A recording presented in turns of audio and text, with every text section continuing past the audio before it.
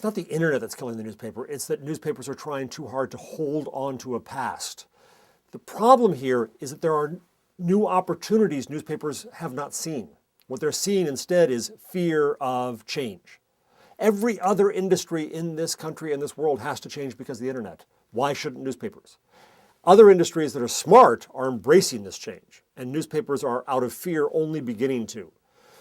It doesn't make any difference to me whether or not the printing press continues, as long as the journalism continues.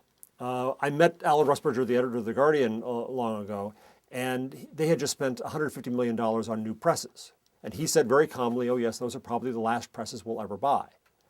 Now, I can imagine an American publisher would say that and keel over at that moment. But Rusbridger realizes that what he's continuing is the journalism. And he's got to find ways to make it continue in this new world. It's not going to be the same as it was. Newspapers were one-size-fits-all monopolies.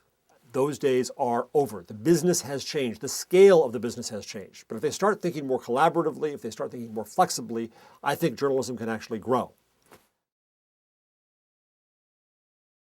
If I were running the New York Times company today, I would use the Boston Globe as a laboratory to do all kinds of new and brave things and figure out what to do. Maybe it shouldn't be in print. Maybe it should go hyper-local. Maybe it should go multimedia. Maybe it should be 5 different products. I don't know, but I would try them out in Boston.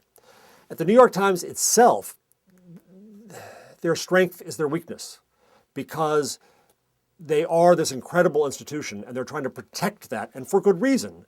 But that protectionism is not a strategy for the future. And then they realize that. I'm not saying anything to them they don't know. They are trying to do new things, but they're constantly saddled with being the New York Times.